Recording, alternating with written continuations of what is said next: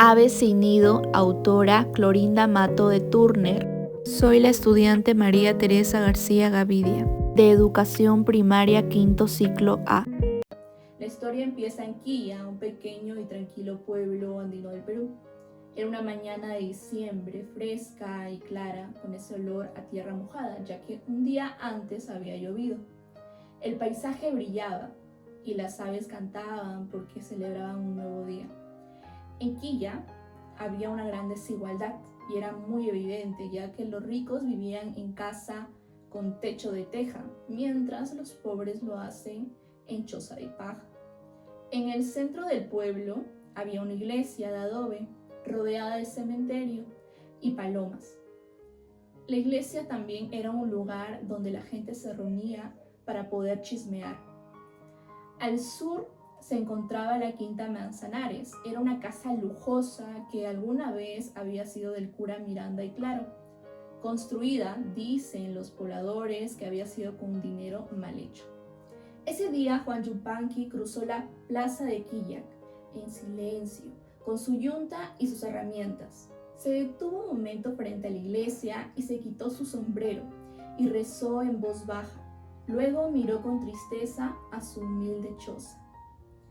Desde una tapia, es decir, una piedra, su esposa Marcela lo observaba. Apenas él se alejó, corrió a casa de Lucía, una joven limeña recién llegada. Le contó con desesperación que ese día era el día de reparto y les exigían pagar una deuda injusta por la lana ya entregada. No tenía cómo hacerlo y Juan, agobiado, había mencionado la idea de quitarse la vida. Marcela temía que si no pagaban sería enviada como mita a la parroquia, donde las mujeres sufrían grandes abusos. Le dijo a Lucía una frase que la estremeció: las mujeres que entran a mita salen mirando al suelo. Lucía, al escuchar esto, se conmovió y le prometió poder ayudarla.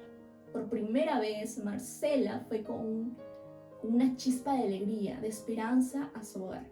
Lucía enfrenta al cura Pascual y al gobernador Pancorbo, dos figuras de poder en Quilla.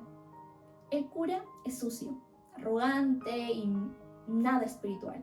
Y el gobernador es vanidoso e insensible. Lucía le suplica que perdonen la deuda injusta de Juan Yupanqui, apelando a la humanidad y a la fe, pero ambos, totalmente fríos, le rechazan.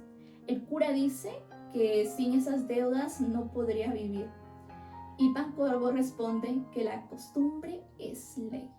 Lucía los enfrenta con firmeza y les dice que han perdido totalmente la humanidad y que no pedirá nada más a hombres sin alma.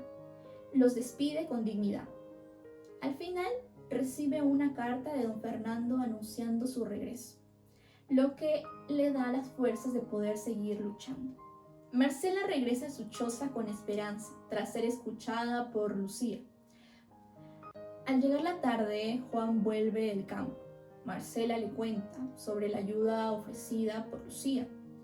Juan en un principio dudaba, pero como ella insistía, él comenzó a tener un poco de fe.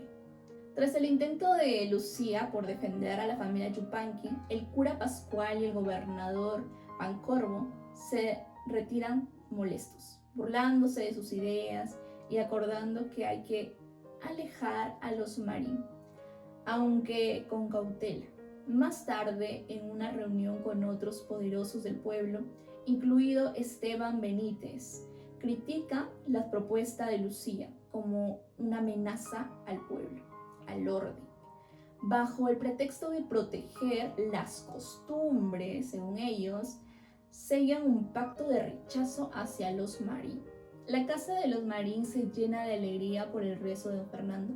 Lucía se le acerca a su esposo en modo cariñosa y le pide un favor, que en vez de darle dinero para comprar un vestido, le dé ese dinero para poder hacer una obra de caridad. Fernando, al escuchar esto, encantado, le da el dinero y la mira aún mucho más con nobleza y ternura. Lucía conversa con Marcela, quien ha llegado a su casa acompañada con Margarita, su hija mayor. Lucía queda impactada por la belleza y dulzura de la niña, y Marcela, llena de orgullo maternal, le propone a Lucía que ella, su hija, se convierta en su ahijada. Durante la charla, Lucía se entera de los abusos económicos por un adelanto de solo 10 pesos en lana. Ahora, el cobrador les exige como 20. La situación empeora cuando Juan Yupanqui entra desesperado y le informa que el cobrador se había llevado a su hija menor, Rosalía, como una garantía por la deuda impagada.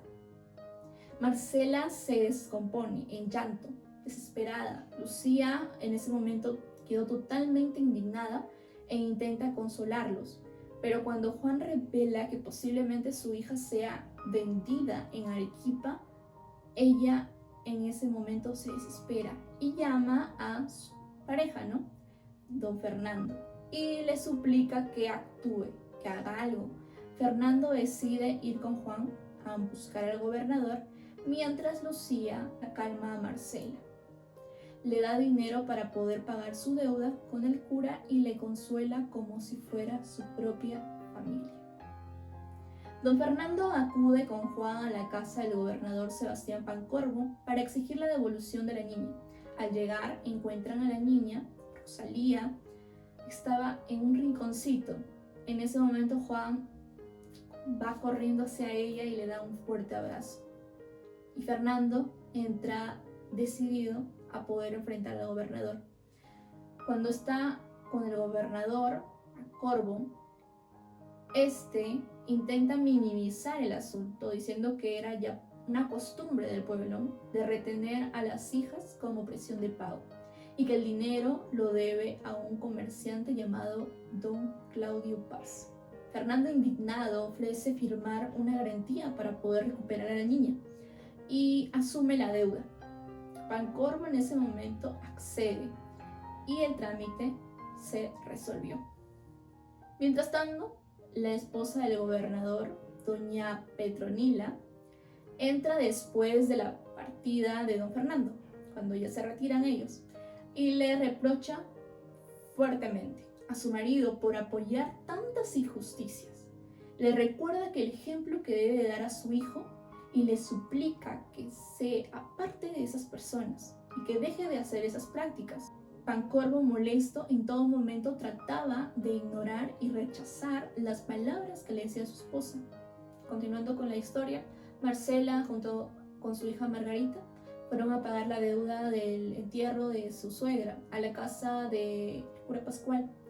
Aunque llegó con humildad, el sacerdote en ese momento la recibió con insinuaciones groseras sobre la belleza de su hija y le recordó con tono amenazante su turno como mita.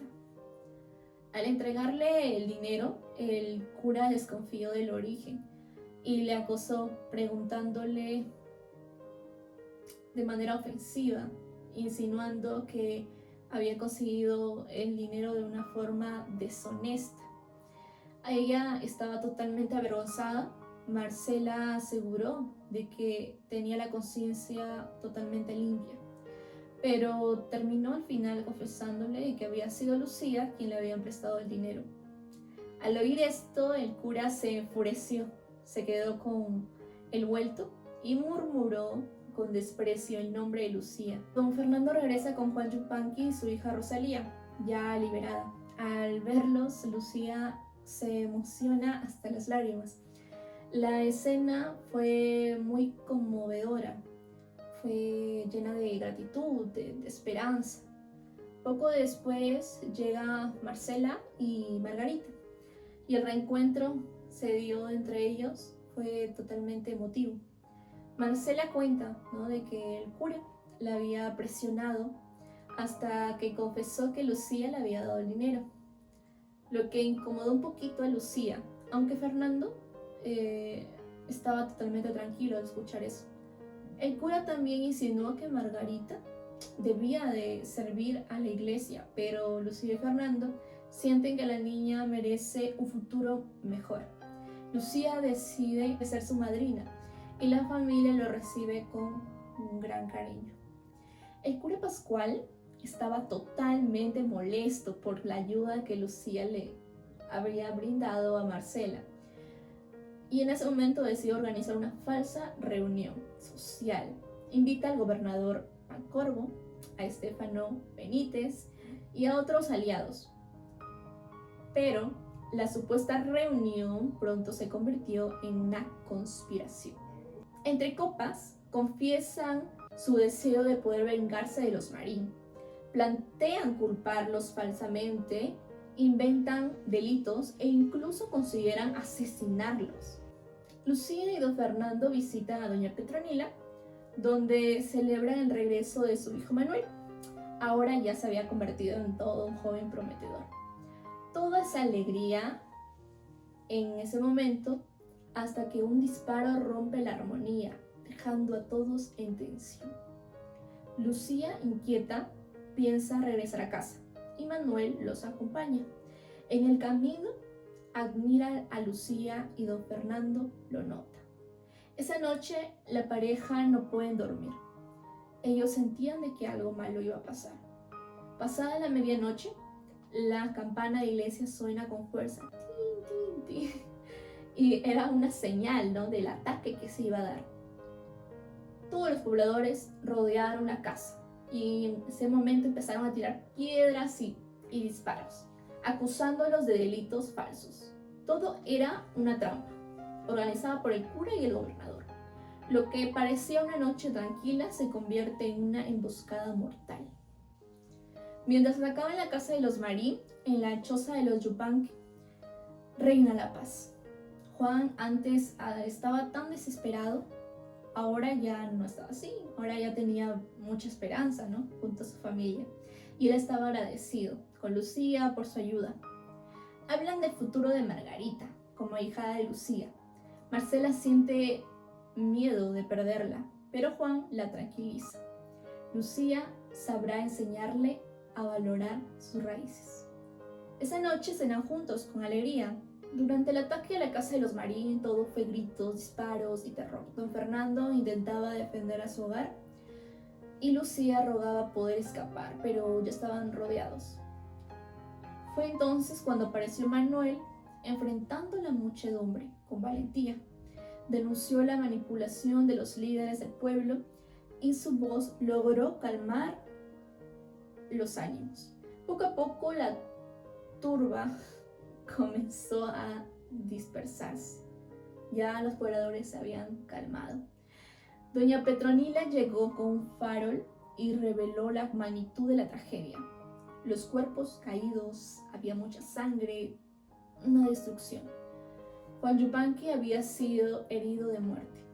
Marcela estaba gravemente herida y 3 campesinos murieron defendiendo a los Marín. Marcela, en agonía, pedía por sus hijas. Manuel, profundamente afectado, entendió que todo había sido realizado con engaños. Marcela, viuda y herida, es llevada a la casa de los Marín acompañada de sus hijas. Las escenas ahí en la obra son bastante fuertes por la esperanza que había habido en un momento, pasó a un dolor absoluto. Lucía la recibe llorando y le promete cuidar de sus niñas. El médico dice que su estado es crítico, pero el amor de Lucía mantiene con vida unos días más. Mientras tanto, Fernando le cuenta que sepultó a Juan con dignidad.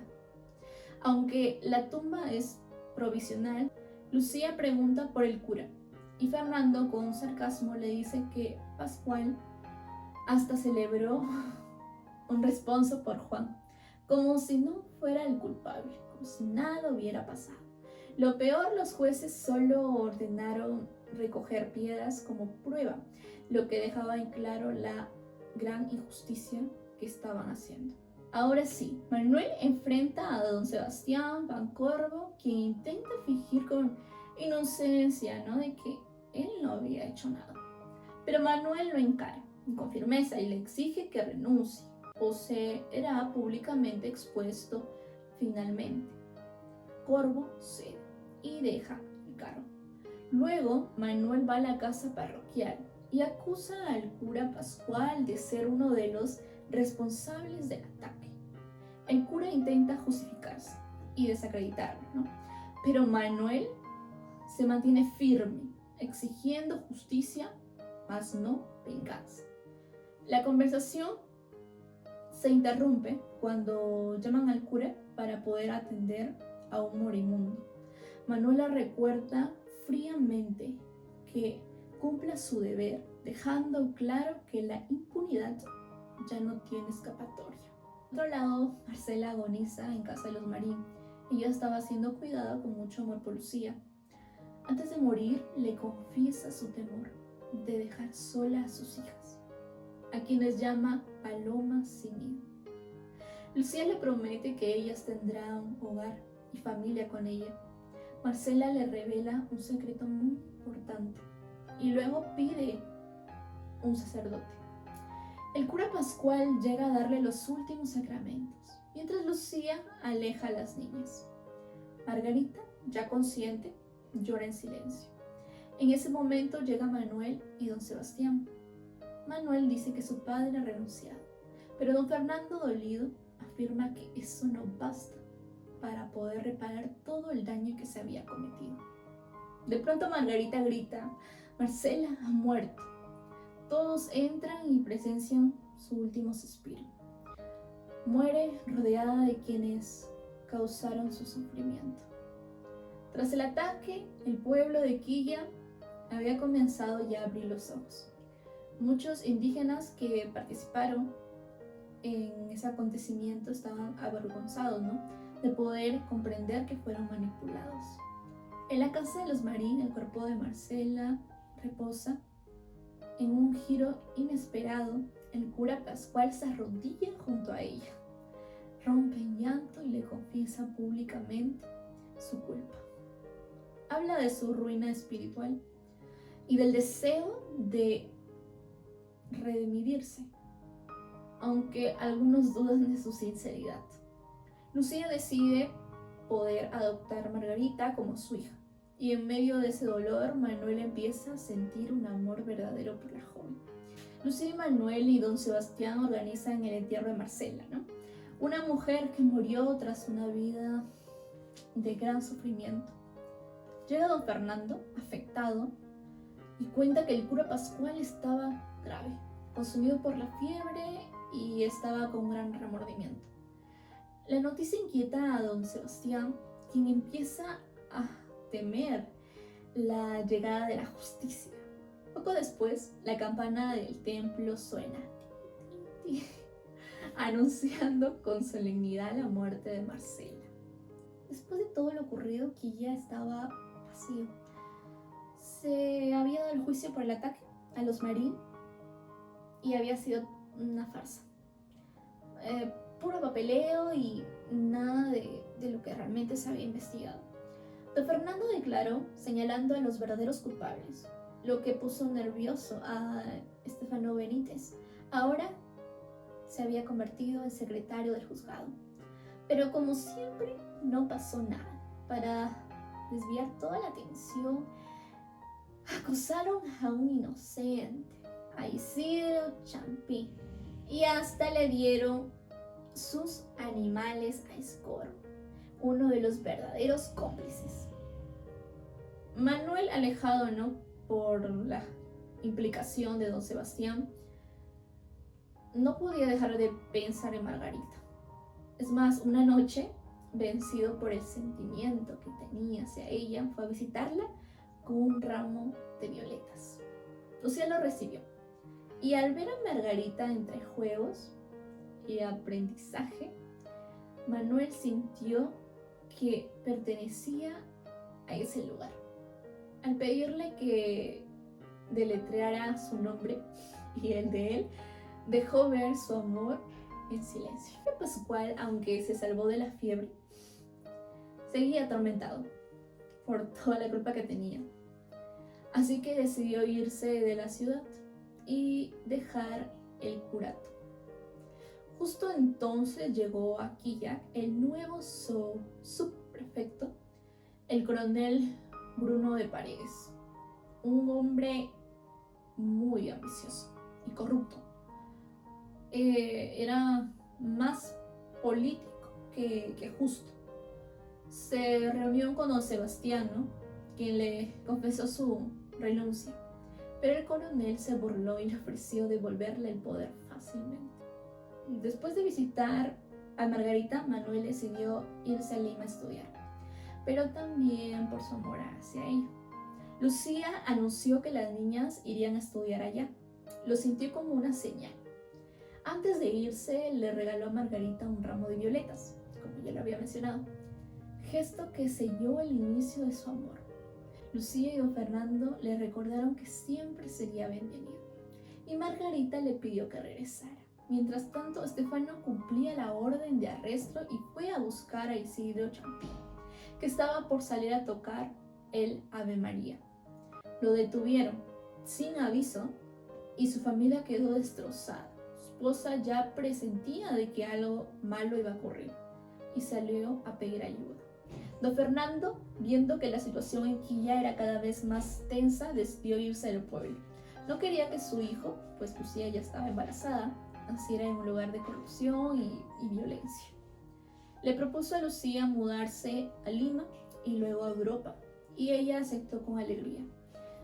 Obviamente pensó también en Margarita y Rosalía, pero Fernando ya lo había previsto. Las llevarían con ellos y les darían una educación digna. En medio de todo eso, Margarita llegó a anunciar la visita de Manuel. Lucía, al verla tan cambiada, comprendió cuánto había florecido gracias al cariño y el buen trato. Después de todo lo que pasó con Marcela, el cura se seguía sintiendo mal. Trató de cambiar. Es más, dejó la bebida por un tiempo y se apartó de sus excesos. Caminó a la ciudad. Recayó en una posta donde volvió a beber y a bromear como antes. En estado de ebriedad, se llegó hasta caer de su caballo.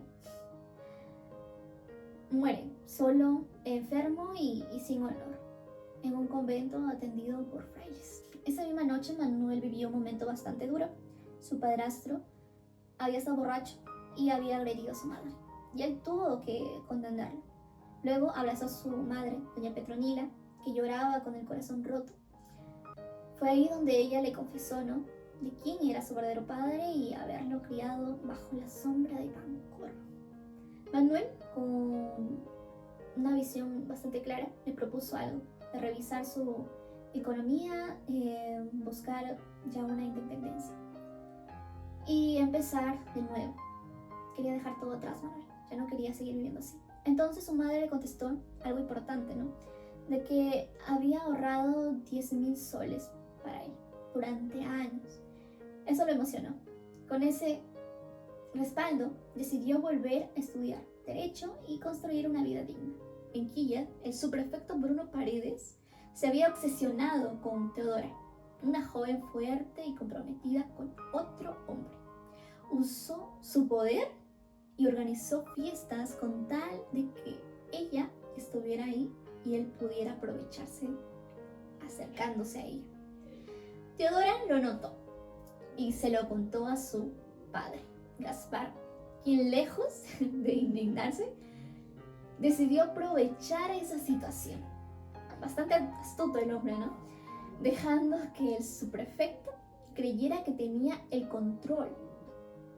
Después de la fiesta en la casa de Teodora, el coronel Paredes creía que tenía en sus manos a ella, pero estaba totalmente equivocado. Su padre, don Gaspar, ya tenía todo planeado. Esa misma noche sacó a su hija en secreto y la envió con un criado rumbo a la casa de doña Petronila en Quilla, donde estaría a salvo. Gaspar fingió seguir su camino como si nada, mientras por dentro se reía de la ingenuidad del coronel. Teodora llegó sana y protegida. justo cuando él, su prefecto y su gente recién pensaban cómo buscar. Cuando el coronel Paredes se enteró de la fuga de Teodora, tuvo mucha cólera, mucha, y organizó una búsqueda desesperada. Pero mientras sus hombres iban en la dirección equivocada, un mensaje urgente de Lima llegó. Era una orden oficial que lo hizo temblar de miedo. Sin pensarlo dos veces, el coronel huyó del pueblo a caballo, abandonando su cargo y quedando como un cobarde. Teodora llegó a casa de doña Petronila, donde fue recibida con respeto por todos, incluido don Fernando, Lucía y Manuel, que no pudieron ocultar su admiración por ella. Cuando Lucía presentó a Margarita a doña Petronila, ella se dio cuenta de que entre ellos, Manuel y la niña, no había una relación de amistad, sino de algo más. Pero la calma duró poco. Martina llegó interrumpiendo ese momento, totalmente desesperada, contando que además de tener a su esposo en prisión, ahora les habían embargado todos sus animales. Indignados, Manuel y don Fernando prometieron poder ayudarla. Martina se fue más aliviada al escuchar eso, sabiendo de que ella no estaba sola. En la casa de los Marín todo estaba listo para poder partir a Lima, mientras se organizaba el almuerzo de despedida con los personajes importantes del pueblo. Margarita y Rosalía se alejaron para poder despedirse de sus padres en el cementerio. Fue un momento muy íntimo, ¿no? Mientras tanto, en el almuerzo Esteban Benítez apareció fingiendo cortesía. Y fue ahí cuando don Fernando aprovechó para pedir públicamente apoyo para liberar a Isidro. Aunque todos sonrieron y brindaron, se notaba la incomodidad en algunos rostros. Manuel no pudo evitar emocionarse al ver nuevamente a Margarita. Era evidente, ¿no?, de que lo que sentían el uno por el otro ya era amor verdadero, y tanto Lucía como don Fernando lo sabían. Justo cuando la familia Martín se disponía a partir rumbo a Lima, una tropa armada irrumpió con órdenes judiciales. Los arrestos eran contundentes. Don Sebastián, Estefano Benítez, Pedro Escobedo, el juez Verdejo, debían ser detenidos por su participación en los hechos del 5 de agosto. La reacción fue caótica. Benítez estalló en gritos y Verdejo quedó paralizado. Y don Sebastián no alcanzaba a comprender la situación. Pero esta vez la justicia no se detuvo, ni se burlaba. Mientras los culpables eran escoltados, los Marín emprendían su viaje. Margarita, profundamente conmovida, se despidió de Manuel, entre lágrimas. Él la vio alejarse con el corazón roto. Luego de tanto esfuerzo, Manuel consiguió la libertad bajo fianza para don Sebastián y el campanero Isidro. Ambos debían permanecer en Quilla. Él ya había tomado una decisión de que ya iba a ir en busca de Margarita. Antes de irse, tuvo una conversación íntima con su madre. Él le confesó su amor por Margarita y el miedo de ser rechazado tan solo por sus orígenes, por todo lo que había acontecido. Ella, con sabiduría, lo animó a luchar y a hablar con don Fernando y a no renunciar a su felicidad. Esta noche fue especial. Manuel llegó al hotel con una mezcla de nervios y esperanza. Margarita lo esperaba distraída, pero al verlo todo se volvió claro. Lo amaba. Él le tomó la mano con ternura, le confesó su amor, le propuso matrimonio, pero que de aquí en 3 años se iban a casar porque él tenía que construir un futuro mejor, ¿no?, para poder ser digno de ella. Margarita aceptó con mucha emoción y timidez. En ese momento, Manuel le entregó lo que le había comprado, una cruz de ágata, prometiéndole un amor noble y respetuoso. Poco después, Lucía y don Fernando aparecieron. Fue entonces cuando Manuel decidió contarles todo. No era hijo de don Sebastián, como todos creían. Su verdadero padre había sido el cura Claro, quien había abusado de su madre.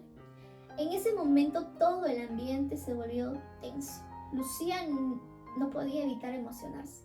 Don Fernando guardó silencio por un momento, pero sabía de que algo más iba a pasar. Porque no era una revelación cualquiera.